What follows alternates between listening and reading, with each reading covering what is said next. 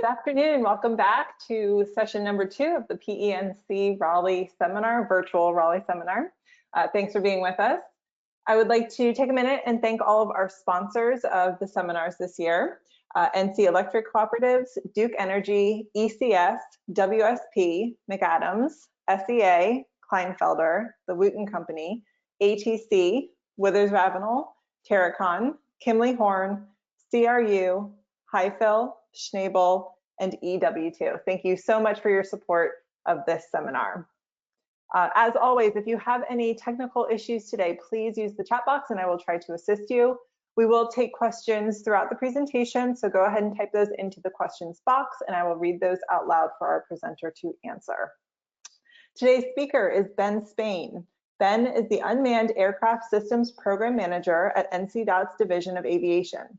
His primary responsibilities include the integration of drone technology within NCDOT and collaborating with industry and federal agencies to maintain NC's position as a leader in aviation. Prior to his current position, Ben spent a year working with the telecom industry at Precision Hawk, a leading enterprise drone service provider.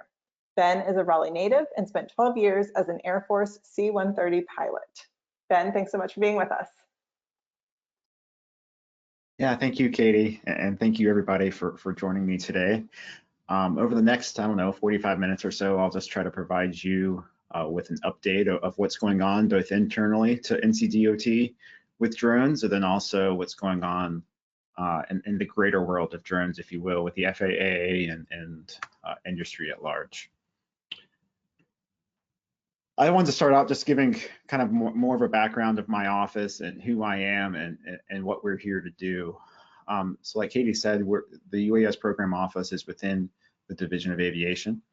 And we were originally founded back in around 2014 because the North Carolina legislature was very forward thinking and they actually created drone laws before the FAA created drone laws. And part of the law was a required test and a required commercial permit for folks to fly drones commercially within North Carolina. And this office was established to administer that test, create the test, and to run the permitting system. And then from there, it really grew into working with the FAA to try to advance the use of drones within the state, and then also working with highway divisions, the bridge unit, folks like that within DOT, to try to find good, efficient uses for the technology. Just to note, I'm not an engineer, so I don't know much about engineering. As Katie mentioned, I'm an Air Force pilot. It's the majority of my background, so manned aviation. And then I did study computer science, so I know a little bit about that. And then of note, the other guy that works with me within my office, his name's Tom Walls. His picture's on the bottom there. He's a photogrammetrist. So he spent 18 years roughly working in the photogrammetry office at NCDOT. And so he has all kinds of experience in gathering data and turning that data into actionable models and things like that. Now he spends his time helping me find uses for the technology, flying drones, teaching people within NCDOT, things like that. And kind of our goal, at least internally, is just to make aviation accessible to the rest of the department. To put stuff in the air, you use drones to put stuff in the air, right? Whether that be sensors, cameras, LiDAR, or carrying packages if you're somebody like Amazon. And to put things in the air, once you take off, you want to eat? Yeah, I'm on a call, sorry. Okay. Sorry about that. But once you put those things in the air, you got to deal with the FAA. The FAA has preempted all state laws. They own the airspace as soon as you take off. And so to deal with the FAA, you need kind of some experts that are used to dealing with them, know the rules. And that's really where I kind of come in for both the department and for the state as a whole to help industry. So that's kind of who we are. What do we want? Well, we want to keep North Carolina first in flight. We have a slogan, forever first in flight. And so we want to stay on the leading edge, both as a department and as a state. And to do that, we want to use drones internally to help what we call the traditional nodes. So that would be the Division of Highways, the Structures Management Unit, which does bridges, even the rail division, ferry, and then aviation as well. So there's kind of that more traditional line of drone usage. And then there's the more kind of, in my mind, kind of the more exciting stuff, although it's all exciting, and that's the developing modes of transportation. If you can imagine the Uber air taxi that Uber's been working on, things like that, having to have vertiports throughout the city and kind of a whole new form of transportation and a whole new form of infrastructure that goes with it. And so thinking about the legislation, thinking about the digital infrastructure as well as the physical infrastructure that we'll need to support that is also part of our office's role. I'll start off talking about the internal stuff, and then we'll kind of move on to the more external stuff as I think of it. So internally, DOT's done a ton of things with drones. Got a big list there. Things I'll highlight are after Hurricane Florence back in 2018, we had 16 drone teams across the state responding and providing aerial imagery, and that was huge, both to provide decision makers with actionable information quickly, and also to provide the public with, hey, don't drive by the road closed sign because that road is actually pretty flooded. And there were some pretty famous pictures that came out of that. One in particular was one of I-40 looking like a river, pretty much. But we've also done, kind of some of the crazier ones are endangered and threatened species monitoring. So we've flown thermal cameras at night to monitor bat movements coming, in and out of bridges to see how construction is affecting the threatened bat species that was there. Another really successful one was working with State Highway Patrol for accident modeling. So if you can imagine there's a bad accident on an interstate, they need to both capture data to prosecute the case or, for whatever comes next, but they also want to open the highway as fast as possible. And so flying a drone allows them to create a very accurate 3D model of the crime scene or the accident scene quickly. Within 30 minutes, they can gather the imagery, they can pull, the damaged vehicles to the side, and then they can later process the model and be able to do whatever investigation they need to do. Let me see if there's any other ones I want to specifically mention on this one. Not really. I think the goal, the main takeaway here is we've been doing a lot of things, and we've been really kind of exploring all sorts of different options as a department. But then we kind of decided that, all right, which ones are the ones that are really the heavy hitters? Which ones have the biggest impact for us? And there's a few we could have chose from to start with. We're looking at bridge inspections and earthworks measuring, and that's because these two use cases are applicable across the state. Every division, every highway division uses them. There's 14 highway divisions. They all have bridges. They all have construction going on, or they have stockpiles, things like that. So we chose those, and also because they're easy to fly. For the most part, they're easy to implement, easy to fly, and we wanted to start with something easy. We didn't want to start with trying to do wetlands mapping with LiDAR as something we scale across the state, or across the eastern part of the state at least. So that's kind of where we are now. We're working with our photogrammetry office and the locations and surveys office, specifically for the earthworks measuring, stockpile measuring, to develop, who should be doing the flying and what use cases are best for this type of work, and what should the processing pipeline look like. The other benefit of, if we can eventually get every division at least having one drone that they use for bridges and one drone that they use for earthworks, is that now the drone's there in case something else happens. So out west, that would be landslides, rock slides, things like that, going out modeling those, or just getting informational pictures. And then for out east, or the central part of the state out east, that would be hurricane response. Now there's a drone already there. We don't have to pay for a consultant or a contractor to pre-position before the event, and we can get that imagery that we need. So that's where we are now. We're in the middle of this. We've gotten 3 divisions are currently have drones that they're working on earthworks, and then we have our there's a unit within structures management, which is the bridge folks, called I think it's special inspections is their name.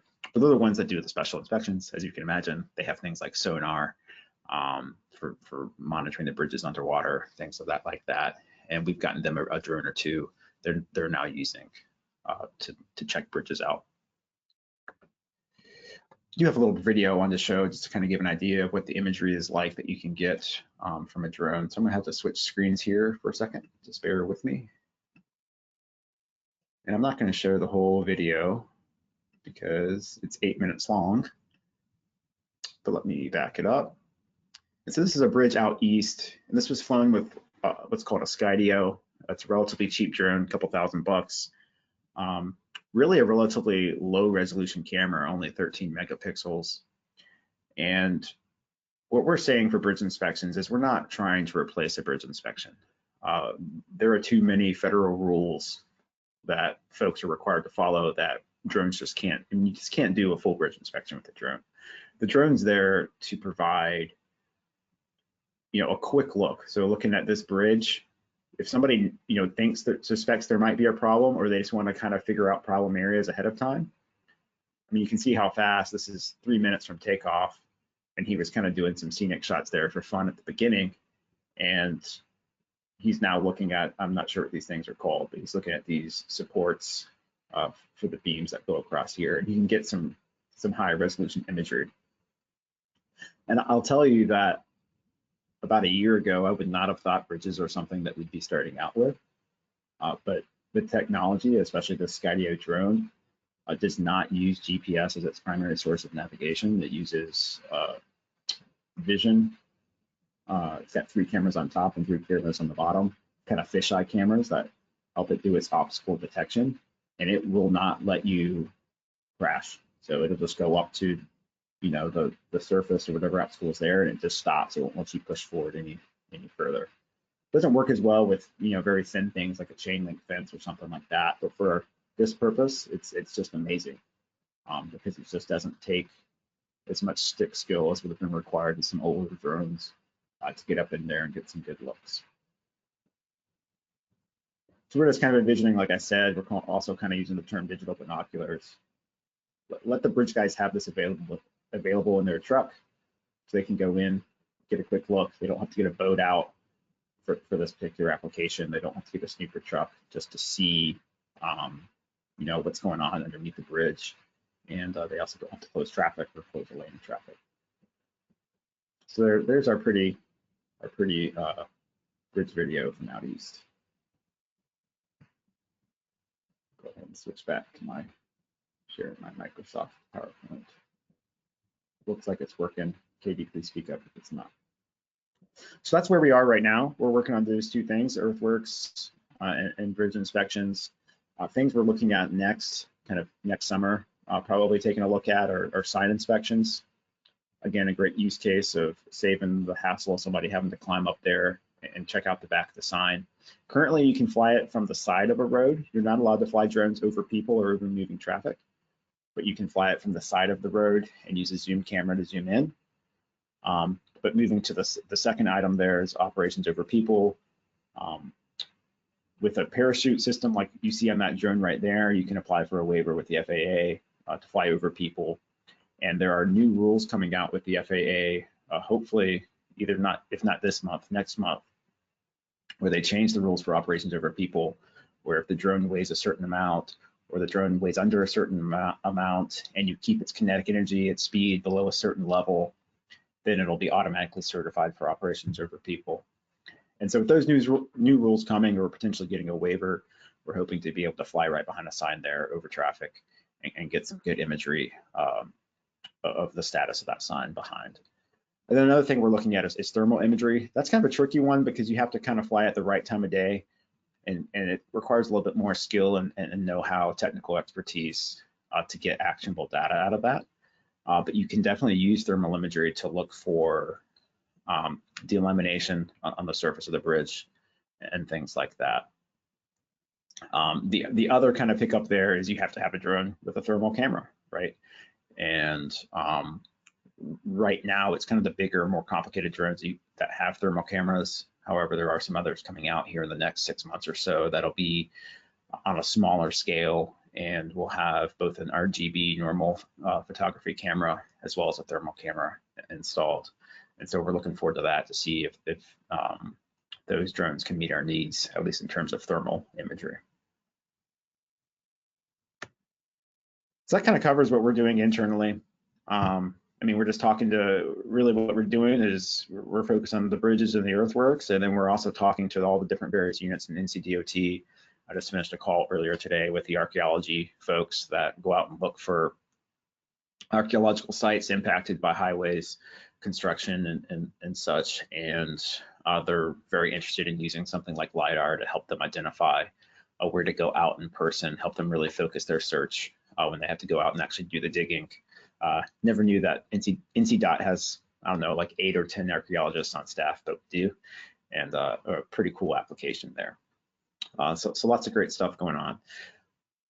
All right, we're going to completely shift now and talk about the new infrastructure and integrating drones into what we call the national airspace. To do that, I have some definitions that I want to get out of the way at the beginning so I don't try to catch myself later explaining what I mean by certain things. So unmanned traffic management, UTM, is a phrase that folks throw around a lot in the drone world. And that is a currently non-existent software system for deconflicting low-level air traffic, so particularly drones. So if you can imagine, I mean, think 10, 15 years in the future, you've got Amazon and UPS and FedEx all flying around only 100 feet, 200 feet off the ground with their autonomous package delivery drones. And you need a system to both deconflict them from each other, to deconflict them from any emergency situations, such as, I don't know, a police operation that's going on. You need to set up some restrictions on that piece of airspace so that the police know that there's not going to be anybody else coming into that area. And also to deconflict them from any low-level manned aviation traffic. And so the FAA has some programs they're running with to try to determine how this should best be. They've published some concept of operations, but it's all on paper right now. There's not a system out there that does this. And that'll be a key, as we'll talk about a little bit later, for kind of achieving this dream of all of these things in the air, increasing the level of service that we all get from different people. Part 107, if you hear somebody talk about Part 107, those are the current drone rules for commercial operations. So the basics there are, if you're flying an unmanned drone that weighs less than 55 pounds, you can do it for commercial purposes as long as you meet the rules within Part 107, and that's it. There's no special certificate to get other than a Part 107 license. You don't have to meet any other requirements. And so that's important to know because it's very restrictive, Part 107. It does not allow folks to fly what's called beyond visual line of sight, which is down there on the bottom. You'll hear people say BV loss. It explicitly prohibits, and it says it is unwaiverable to fly a drone beyond line of sight with cargo on board for hire, right? So UPS can't fly a drone beyond line of sight under Part 107, delivering cargo for hire. And so that kind of leads into Part 135, which Part 135 has been around for a long time. Part 107 just came out in 2016. It was the first rules by the FAA that allowed commercial use of drones. Part 135 is what has been regulating the small commuter air carriers for I don't even know how long, decades. So think of things that carry less than 7,500 pounds of either people or cargo. And so if you hear somebody talk about a Part 135 operator or receiving your Part 135 certificate, that's a very detailed process, months, if not years long process. Operators go through with the FAA to show how they're complying with all the different parts of Part 135, training requirements, maintenance requirements, aircraft requirements, things like that. And that's relevant to drones because to achieve what the UPSs and the Amazons and various different players want to achieve, they can't do it under Part 107. It's just not possible. And so they have to start becoming and applying for Part 135 operations. And there have been, I think it's 3 now that have received Part 135s for their drones. UPS, Flight Forward, Google's company called Wing, or Alphabet-owned subsidiary called Wing has received their Part 135, and Amazon has received their Part 135. So there's only 3 thus far. And that does allow them to do a lot more things. They have to follow stricter rules than even Part 107, some very strict rules for operations, but it allows them to do more. Part of earning your Part 135 is type certification. So that is for the aircraft. The Part 135 is for the operator. The type certification is for the aircraft. And there are no current type certified drones. So the three I mentioned that are operating under Part 135 all have exemptions to having a type certified aircraft. But having a type certified aircraft just means you've gone through very, very rigorous tests and processes with the FAA to make sure that your aircraft is safe, that it has all the fail safes, installed so that it can operate as a commercial aircraft and it meets all these really rigorous standards. And so, as we'll see, that's something we're going to need for a lot of these aircraft. And as you can imagine, the drone type certification process is currently just tried to be jammed into the same type certification process that Boeing or Cessna or Cessna is Citation, but those types of aircraft manufacturers, they're taking that type certification process and trying to apply it to drones, which it doesn't perfectly fit, as you can imagine. There's a lot of things like seatbelt rules. How do you manage seatbelts? How do you comply with the seatbelt rule? It doesn't apply to drones, but they have to mention about how are they going to comply with that. So the FAA is working on coming up with a separate set of regulations, but they're not quite there yet. All right, that was enough about type certification. Another key term is called non-cooperative aircraft. And that doesn't mean that they're mean aircraft out there, like purposely non-cooperative.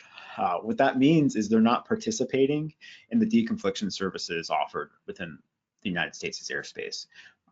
They don't have a transponder on board, which is, the transponder is a piece of equipment that when it gets hit by air traffic control's radar, it responds back actively with pieces of information. And transponders are also used to actively deconflict aircraft that are flying in the same area. They can sense each other and help provide deconfliction advice to the pilots.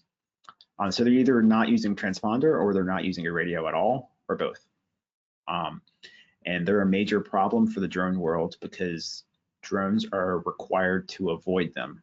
Most pilots would avoid them by seeing them when you're flying around. A drone can't necessarily do that. And so finding a technology solution to first identify the non-cooperative aircraft and then also avoid them is a major roadblocker to this, new type of air mobility we're talking about, and we'll get to here in a second. And then I already mentioned beyond visual line of sight. You'll also hear VLOS, which is visual line of sight. Okay, enough about the definitions. I spent too much time on that. I put this picture in here because this is what I'm talking about for a non-cooperative aircraft. This is a Piper J3 Cub built in the 40s. And you can see in the cockpit there, they don't have a lot of electronics, if any.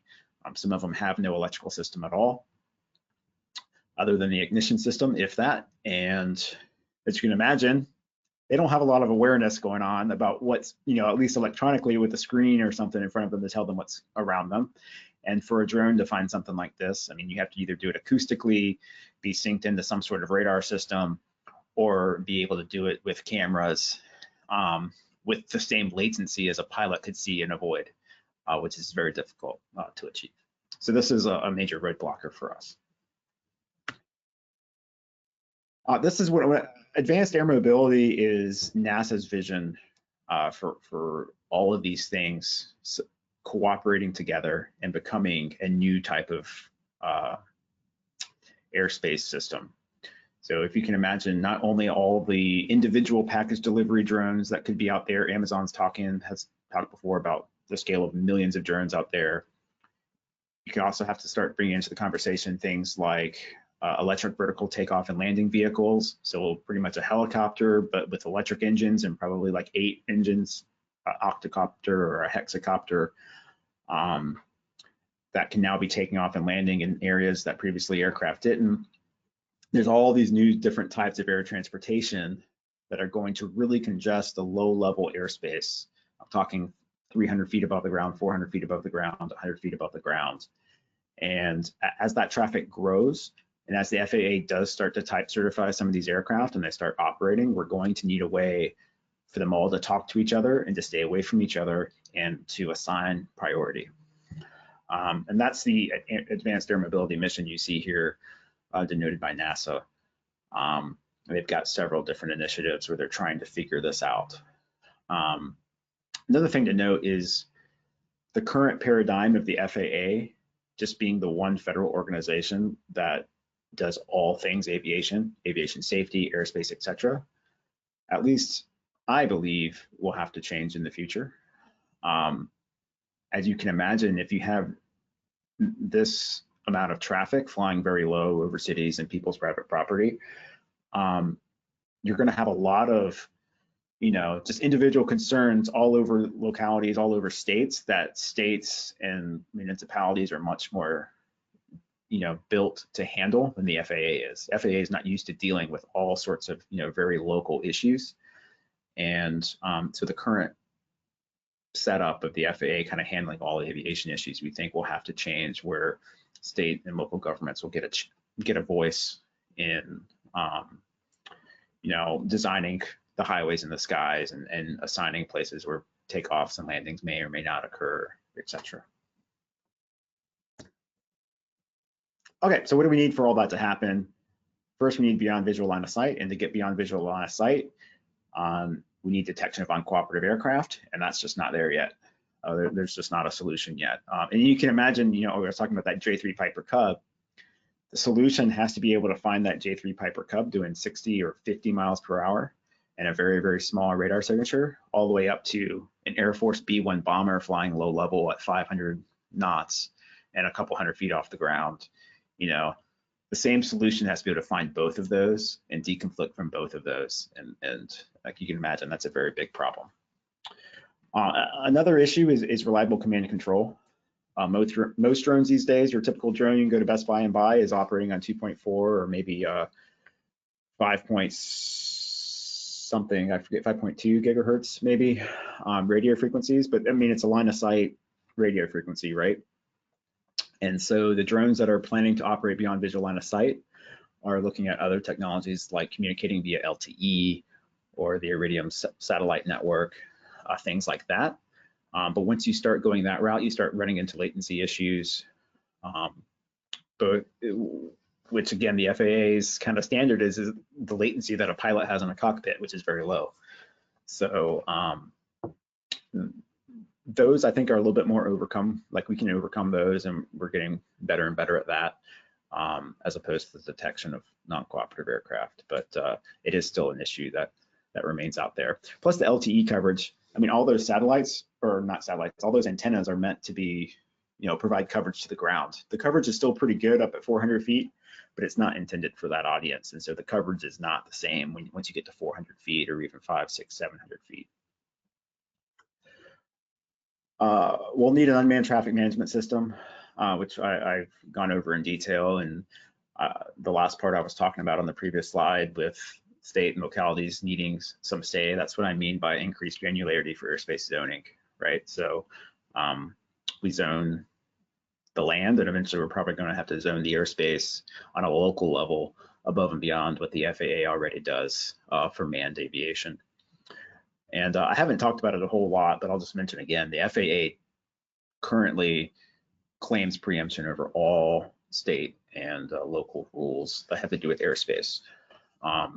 So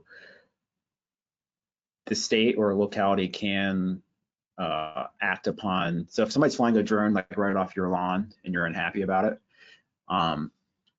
the state and municipalities are left to trying to find an underlying cause to intervene there. So privacy issues, noise issues, but they can't just say you're violating this person's airspace per the FAA right now, because that's the FAA's right to own and regulate that. We'll need regulations to keep up and to keep pace or catch up. The FAA is slow, they're meant to be slow, and I think it's probably good they're slow in a lot of ways to make sure things are safe, especially if you're going to have millions of drones, as Amazon says they want, in the sky. I don't know why that just changed. And so, yeah, there's that. And then we'll need new physical infrastructure as well, just vertiports, as folks are calling them, or even more LTE towers, maybe a slight change in the azimuth of LTE antennas, things like that. All right, so the FAA, North Carolina was part of an FAA program called IPP for the past couple years. It just ended in October of this year. And this was the FAA's attempt to try to address a lot of these issues we just discussed. They asked for applicants across the country, and North Carolina was one of 9 folks selected to participate in the program. And we specifically said that we wanted to test within North Carolina medical package delivery, and then also infrastructure inspection, different types of either beyond visual line of sight operations or operations over people, things like that. Just figuring out how can we get these routine drone operations going. And we were very lucky to be selected, and we had a good program. We had the most flights out of anybody in the country. But really, the point of the program really, or why industry would want to be involved, is it gets them kind of a front of line access to the FAA. It allowed them to have a better rapport at the FAA than they would if they went through normal channels, and it allowed them to get approval faster. So these are the partners we had. By the end of the program in October, we had 5 routine drone operations going on, starting in the Southwest. Zipline is a fixed wing drone company, was working with Novant Health to deliver PPE. We had UPS, Matternet, which is a drone manufacturer, and Wake Forest Baptist Health paired over in Winston-Salem to deliver lab specimens across medical campus. Same thing in Raleigh with Wake Med and UPS Matternet. On the eastern side in Wilson, we had Valances, the drone manufacturer, paired with Merck. They have a large pharmaceutical facility in Wilson, and Vidant Health, they're delivering vaccines about 2 miles across Wilson there, from the Merck facility to Vidant. And then down in Fayetteville, we had Flytrex paired with Causey Aviation. Flytrex is the manufacturer, Causey Aviation was the operator, and they were working with Walmart to deliver dry goods and food to people's backyards. These were all part of the IPP. 13,000 roughly flights. Most of it was medical flights. Most of it was UPS delivering for Wake Med. And the flights were both conducted under Part 107 and Part 135. There you go. Let me see here. So I think we just have stats for each of the providers here, but this shows you Wake Med was the first route we had going on. It was the first in America to have a Part 135 drone delivery happen, and the first medical delivery via drone. Over 18,000 specimens delivered, and this is just to prevent a courier from having to walk half a mile with specimens across their campus. They're using a drone, is what they're doing. It prevents some batching issues where, if you're having a person or a car drive, you want to kind of wait to fill that car up to use it efficiently. But with the drone, you can just have kind of constant flights back and forth, and that prevents the lab from having no work to lots of work to no work. So it smooths out some of those batching issues. There's the first Part 135 drone delivery. And a cool note there is that it was an all-women flight crew as well. And that was back a little over a year ago. Wake Forest Baptist Health just started this July. And again, those are just kind of the same thing, just flying across the campus over there in Winston-Salem. They have 2 different routes there that they fly between 2 buildings. Novant Health is down near Charlotte, Kannapolis area. 24 nautical mile round trip. This is the only beyond visual line of sight operation we had going on, and it was specifically approved because of COVID.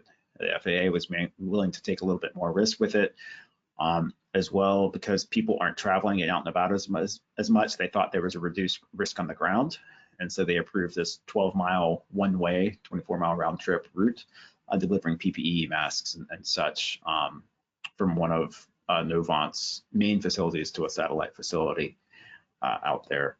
And so that was a very successful operation. And Zipline is probably the most experienced company with package delivery. They've done tens of thousands, I think 30, close to 50,000 flights in Africa, delivering blood and things like that. So they've got a ton of experience. We had the Walmart operation. So this one sounds, just to kind of paint like a more clear picture, this was all done under Part 107, which is, you have to keep things visually line of sight.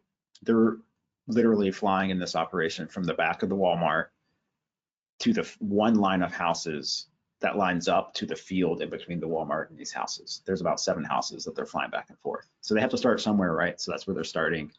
So it's not like they're just flying all over Fayetteville delivering food. It's just to this one neighborhood, to this one street, and this one neighborhood, to this one side of the street in this neighborhood. But they are looking to expand the best they can within the rules for now until they get a Part 135 operation and can go further, and as well as a type certified aircraft, which would allow them to go further. And then our newest operation was Valancy and Merck.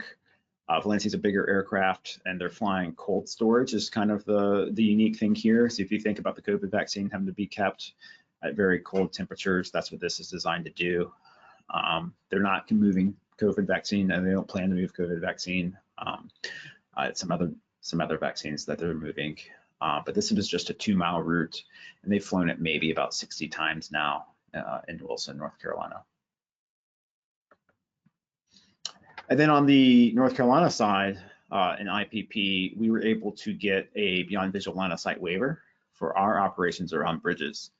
And so if you imagine when you're flying a drone around a bridge, you're pretty close to a bridge the whole time, right? Within 10 feet, if not 20 feet or so.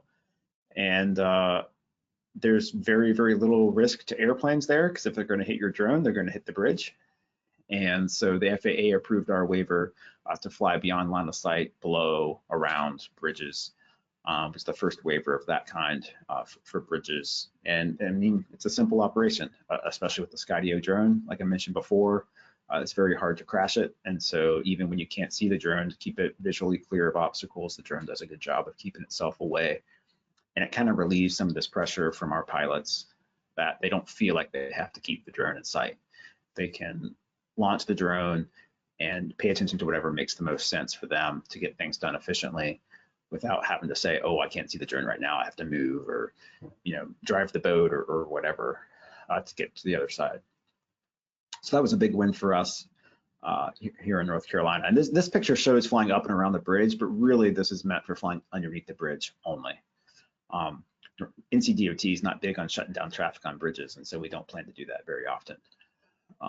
This is more for flying at the bridge deck level and below. So what's next for us? The FAA's IPP ended, but they started a new program called Beyond, and North Carolina continued into that program with all of our same partners, the ones we just went over. And whereas before the IPP program was meant to focus on drone integration in general, this program is specifically focused on beyond visual line of sight for package delivery, public safety, and infrastructure. And as you just saw, North Carolina hits 2 of those. We're package delivery and we're infrastructure. And so we're going to continue to work with the FAA, continue to get that hopefully front of line access. We'll see. The thing that we're not sure is going to happen is there's no clear path forward technology-wise on non-cooperative aircraft yet. Some companies are discussing potentially buying radars and installing the radars, but there's no guarantee that even if they did buy and install the radar, that the system would meet the FAA's requirements for detecting and avoiding the aircraft. And so, as you can imagine, the systems are expensive, and so it's kind of, we're just not sure what directions that's going to go. But that's why the program's there, to test out different possibilities, and we're definitely excited to be a part of it. And it's good for North Carolina to keep us, first in flight, forever first in flight. There we go, forever first in flight. Last thing, because I know I'm talking to some folks that work at engineering firms. If you want to get involved with us, you can pre-qualify for UAS work. There's 5 codes listed there. The first 2 are specifically for surveying with UAS, survey work with UAS. And the last 3 are more generic UAS program operations, UAS flying, and things like that. If there's anybody on the call from NCDOT internally, that's an internal website there that you can access to learn more about our program. And email me anytime. BC, Spain, like the country at ncdot.gov. I didn't quite get 45 minutes, Katie, but I'm hoping somebody will ask me a question. We got some questions. All right. Okay. How do you address the privacy issues associated with drones so people are not spied upon? Yeah, so North Carolina, we have laws, and our laws are that you can't use a drone to spy on people. Enforcing it is another issue, and that's where I say it gets kind of murky because even if you call your local police department, like, hey, this drone's in my backyard and they're spying on me, I don't like it.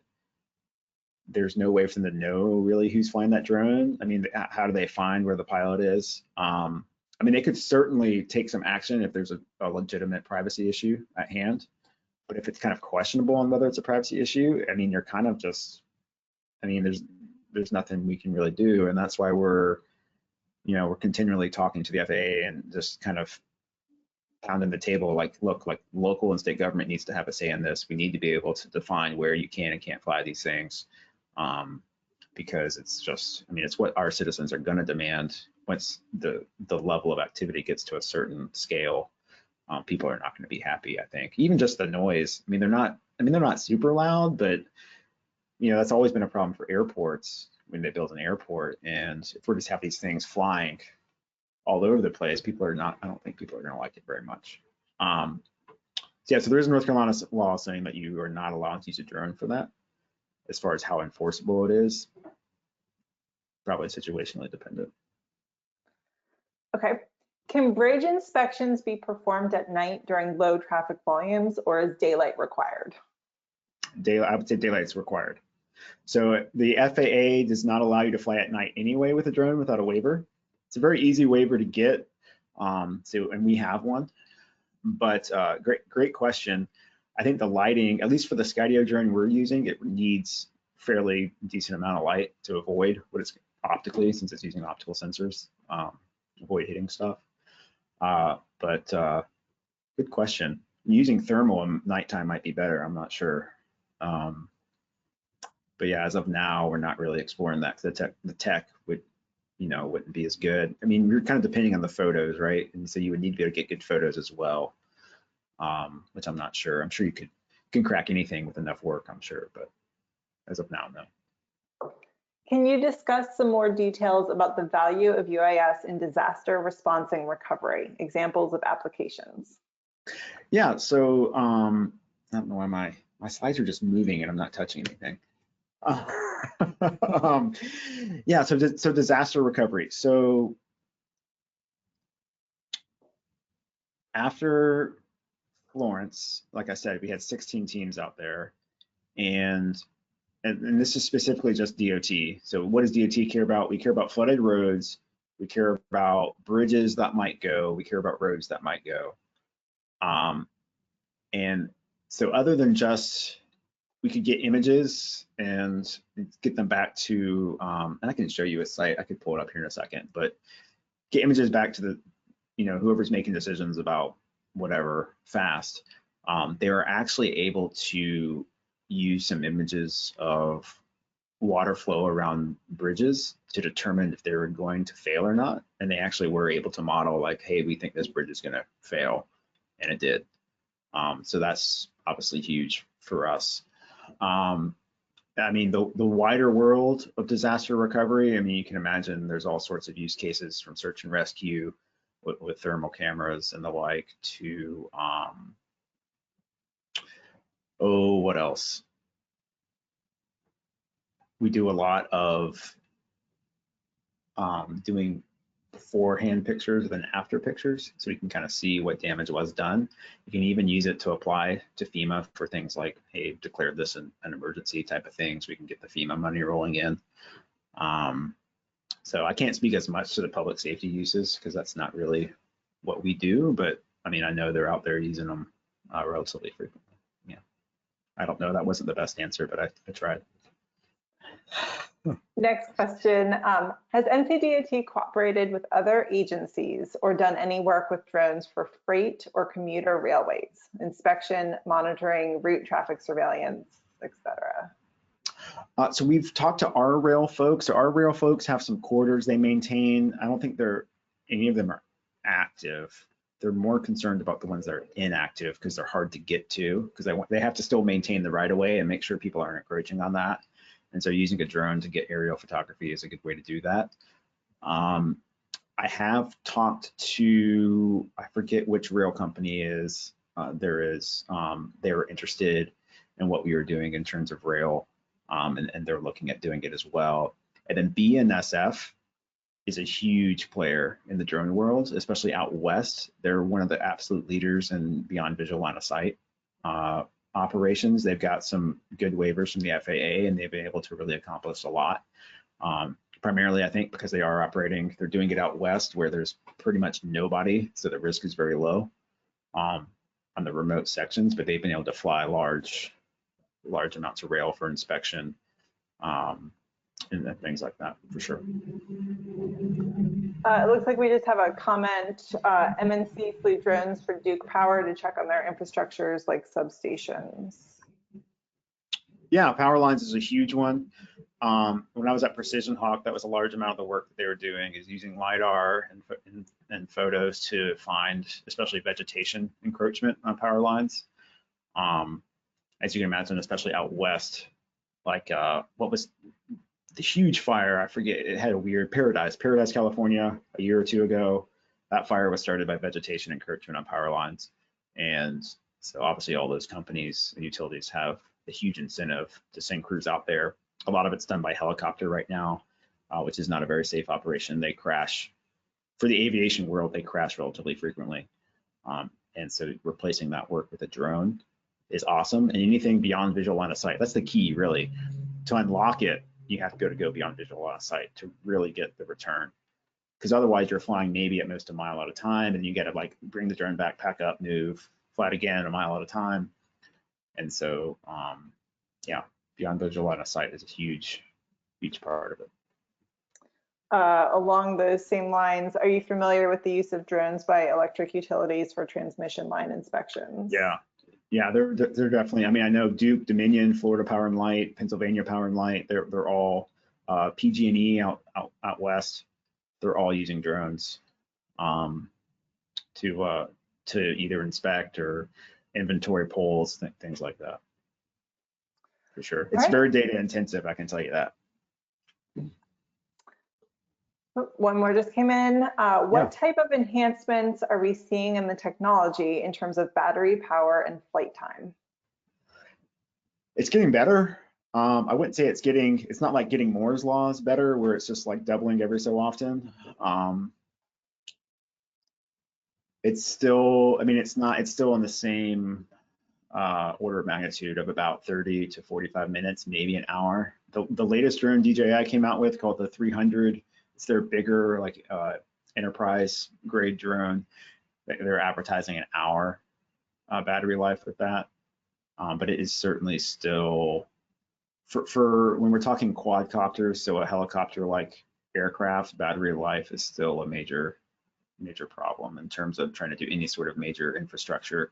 You have to pause. With the Skydio for the bridges, for example, you're doing your inspection, and after 20 minutes, you've got to pause, bring the drone back, switch out batteries, send it back out. And that's why we say it's more of a kind of a quick look type of thing. It's not really gonna, that's one of the reasons, not the only reason.